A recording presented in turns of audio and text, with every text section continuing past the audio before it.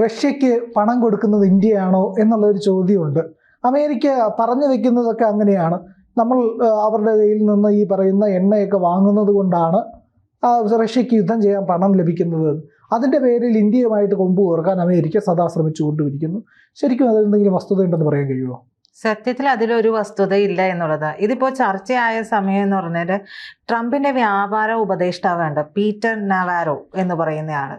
മൂപ്പർ വന്നിട്ടാണ് ഇപ്പൊ പറഞ്ഞിരിക്കുന്ന ഒരു സ്റ്റേറ്റ്മെന്റ് എന്ന് പറയുന്നത് ഇന്ത്യ ക്രെംലിന്റെ ലോണ്ട്രോമാറ്റാണ് എന്നുള്ളതാണ്, അലക്ക് ശാലയാണ് എന്നാണ് പറയുന്നത്. അത് പറയാനുള്ള കാരണം എന്ന് പറയുന്നത് നമ്മൾ അവരുടെ കയ്യിൽ നിന്ന് ഈ ഓയിൽ വാങ്ങുന്നതും അവരുമായിട്ടുള്ള ബന്ധം നമ്മൾ സ്റ്റോപ്പ് ചെയ്യാൻ തയ്യാറല്ലാത്തതിനെയും തുടർന്നാണ് ഇത്തരത്തിലുള്ള പല രീതിയിൽ ഈ പറയുന്ന അമേരിക്കയുടെ പല ഉദ്യോഗസ്ഥരുമൊക്കെ നമുക്കെതിരെ പറഞ്ഞുകൊണ്ടിരിക്കുന്നത്. സത്യത്തിൽ അവരുടെ കയ്യിൽ നിന്ന് ഓയിൽ വാങ്ങുന്നത് പ്രിയനും അറിയാം, ചൈനയാണ് ഏറ്റവും അധികം ഓയിൽ വാങ്ങുന്നത്. ഈ ക്രൂഡ് കൊണ്ടുപോകുന്നത് മുഴുവനും ചൈനയാണ്. ഏതാണ്ട് 47% ക്രൂഡാണ് ചൈന കൊണ്ടുപോകുന്നത്. നമ്മൾ മോശമൊന്നുമല്ല, നമ്മൾ 38% വാങ്ങുന്നുണ്ട്. ഇത് നമ്മൾ ഡയറക്റ്റ് ചെയ്യുന്ന കാര്യമാണ്, ഒളിഞ്ഞും മറിഞ്ഞും ഒന്നും ചെയ്യുന്ന കാര്യമല്ല. അവിടെ നിന്ന് നമുക്ക് ഓയിൽ വില കുറച്ച് കിട്ടുന്ന സമയം എത്തിയപ്പോൾ നമ്മൾ അവിടെ നിന്ന് കൂടുതൽ ഓയിൽ വാങ്ങുന്നു. എന്നിട്ട് ഇത് നമ്മൾ ആർക്കാണ് കൊടുക്കുന്നത്? ഇത് കൊടുക്കുന്നത് യൂറോപ്യൻ യൂണിയൻ രാജ്യങ്ങൾ ഉൾപ്പെടെയുള്ള രാജ്യങ്ങൾ നമ്മുടെ കയ്യിൽ നിന്ന് ഇത് ശുദ്ധീകരിച്ച എണ്ണ പല രീതിയിൽ വേർതിരിച്ചിട്ടുള്ള കാര്യങ്ങളാക്കിയിട്ട് ഇത് വാങ്ങുകയും ചെയ്യുന്നുണ്ട്. അപ്പൊ ഇവർക്കിത് സഹിക്കാൻ പറ്റുന്നില്ല. ഇയാൾ പറഞ്ഞ ഒരു കാര്യം എന്ന് പറയുന്നത് റഷ്യൻ ക്രൂഡ് ഓയിൽ നമ്മൾ കുറഞ്ഞ വിലയ്ക്ക് വാങ്ങുന്നു, എന്നിട്ട് യൂറോപ്പ്, ആഫ്രിക്ക, ഏഷ്യ രാജ്യങ്ങൾക്കൊക്കെ കൂടുതൽ പണത്തിന് നൽകുന്നു എന്നുള്ളത്. അത് നമ്മുടെ മിടുക്കാണ്. ഇന്ത്യക്ക് അതിനുള്ള ഒരു പ്രാപ്തിയുണ്ട്. അതിൽ അസൂയപ്പെട്ടിട്ട് എന്ത് കാര്യം എന്ന് ചോദിക്കുന്ന കണ്ണുകടി എന്ന് പറയല്ലേ, ആ കണ്ണുകടിയാണ് സത്യത്തിൽ ഈ കാണിക്കുന്നത് മുഴുവനും. എന്തുകൊണ്ടാണ് ചൈനയ്ക്കെതിരെ അമേരിക്ക ഇത്തരത്തിലുള്ള ഒരു കാര്യം പറയാതിരിക്കുന്നത്? ചൈനയ്ക്കെതിരെ പറഞ്ഞു തുടങ്ങിയപ്പോൾ തീരുവ ഏർപ്പെടുത്തിയപ്പോഴേ ചൈന ആ റെയർ എർത്തൊക്കെ അങ്ങോട്ട് നിർത്തിവെച്ചു. അതോടുകൂടി ഇവർക്ക് മനസ്സിലായ ഏറ്റുമുട്ടാൻ പോയാൽ നടപടി ആവില്ല എന്ന് മനസ്സിലായി. മറ്റു പല കാര്യങ്ങളും അതിന് പിന്നിലുണ്ട്. ഇന്ത്യക്കെതിരെ മാത്രം നിരന്തരം ചിലച്ചുകൊണ്ടിരിക്കുകയാണ്. ഈ ചിലച്ചുകൊണ്ടിരിക്കുന്നതിൽ വലിയ കാര്യമുണ്ടോ എന്ന് ചോദിച്ചാൽ അതുമില്ല. ഈ ഓഗസ്റ്റ് 7 മുതൽ 25% താരിഫാണ് നമുക്ക് അടിച്ചു തന്നത്. ഈ 27-ാം തീയതി കഴിയുമ്പോൾ നമുക്കത് 50% താരിഫ് അടിച്ചു തന്നേക്കുക. നമ്മൾ തിരിച്ചതിനെ മറികടക്കണം. ഇത് മറികടക്കാനുള്ള വഴികളിലൂടെ ചിന്തിക്കുകയും പലതരത്തിലുള്ള നയതന്ത്ര ബന്ധങ്ങൾ ശക്തിപ്പെടുത്തുകയും ഒക്കെ ചെയ്തുകൊണ്ടിരിക്കുകയാണ് നമ്മുടെ രാജ്യം. അതിനിടയിൽ ഇവർ എന്താ പറയുക, നമ്മളുമായിട്ടുള്ള മീറ്റിംഗ് വെച്ചിട്ടുണ്ടായിരുന്നു. ആ മീറ്റിങ്ങിന് വരുന്നില്ല എന്ന് പറയുന്നു. നമ്മൾ ഭയന്നില്ലല്ലോ. നമ്മൾ അയ്യോ എന്താ നിങ്ങൾ വരാതെ, നിങ്ങൾ വരണം എന്ന് പറഞ്ഞാൽ അങ്ങോട്ടേക്ക് കാല് പിടിക്കാനൊന്നും പോയില്ല. നമ്മൾ മറിച്ച് അതിന് മറുപണി എന്നുള്ളത് എന്താണ്, നമുക്ക് അതിനെ എങ്ങനെ ഓവർകം ചെയ്യാം എന്നുള്ളത് ചിന്തിച്ചുകൊണ്ടിരിക്കുന്നുണ്ട്. ഈ റഷ്യൻ ഓയിൽ ഏറ്റവും കൂടുതൽ വാങ്ങുന്ന രാജ്യം ചൈന ആയിട്ട് പോലും അവർക്കെതിരെ ഒരു വസ്തു മിണ്ടാതിരിക്കുന്നുണ്ട്. അതേസമയം തന്നെ UAE വാങ്ങുന്നുണ്ട് ഇത്. പക്ഷേ UAE ഡയറക്റ്റ് ഇമ്പോർട്ടർ അല്ല, ഡയറക്റ്റ് അവിടെ നിന്ന് വാങ്ങുന്നില്ല റഷ്യയിൽ നിന്ന്. അതല്ലാതെ മറ്റ് ഈ പറയുന്ന തിരക്കേറിയ ഏറ്റവും ബങ്കറിങ് തുറമുഖങ്ങളായിട്ടുള്ള ഫുജൈറ, UAE ഖോർഫക്കാൻ തുറമുഖങ്ങളിലേക്ക് എത്തുന്ന ഷിപ്പിന് ബങ്കർ വഴി എത്തിച്ച് ഇന്ധനം എത്തിക്കുകയാണ് UAE ചെയ്തുകൊണ്ടിരിക്കുന്നത്. അവരവരുടെ രീതിയിൽ ചെയ്ത് അവർ ലാഭം ഉണ്ടാക്കുന്നുണ്ട്. ഇന്ത്യ ലാഭം ഉണ്ടാക്കുമ്പോൾ മാത്രം ഒരു ചോർച്ചിൽ എന്ന് പറയുന്നത് അതൊരു അസ്ഥാനത്തായിട്ടുള്ള കാര്യമാണ് എന്നുള്ളതാണ്. ഇന്ത്യയും ചൈനയും ഒരേ കാര്യങ്ങളാണ് ചെയ്യുന്നത്. ഈ റഷ്യൻ ഓയിൽ വാങ്ങിയിട്ട് ഗ്യാസ് ഓയിലിനും ഡീസലും ഒക്കെ ആക്കി മറ്റു രാജ്യങ്ങൾക്ക് വിൽക്കുകയാണ്. സത്യത്തിൽ ഇവർ പറയുന്ന കണക്കിന് റഷ്യയെ സഹായിക്കുന്നത് നമ്മളാണോ? നമ്മളല്ല. നമ്മൾ വാങ്ങുമ്പോൾ അവർക്കൊരു വിഹിതം കിട്ടുന്നുണ്ട്, നമ്മൾ വാങ്ങുന്നതിൻ്റെ പണം അവർക്ക് കിട്ടുന്നുണ്ട് എന്നുള്ളത് ശരിയാണ്. പക്ഷേ അതിന് മറിച്ച് ചൈനയും ഇറാനും ഉത്തര കൊറിയയും പ്രത്യക്ഷത്തിൽ റഷ്യ യുദ്ധത്തിൽ അവരെ സഹായിക്കുന്നുണ്ട് എന്നുള്ളതാണ്.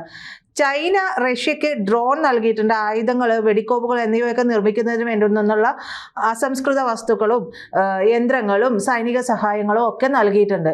ഇതിന് അവർ ഒന്നും പറയുന്നില്ല. അമേരിക്കയ്ക്ക് അതിനെക്കുറിച്ച് പറയാൻ നാവില്ല. മാത്രമല്ല ഈ പറയുന്നത് പോലെ തന്നെ ഉത്തര കൊറിയയും 10,000-കണക്കിന് സൈനികരെയും കവചിത വാഹനങ്ങളും പീരങ്കികളും മിസൈലുകളും വെടിക്കോപ്പുകളും ഒക്കെ നൽകിയിട്ടുണ്ട്. ഇറാനും മോശമല്ല, ഡ്രോണുകളെല്ലാം നൽകിയിട്ടുണ്ട്.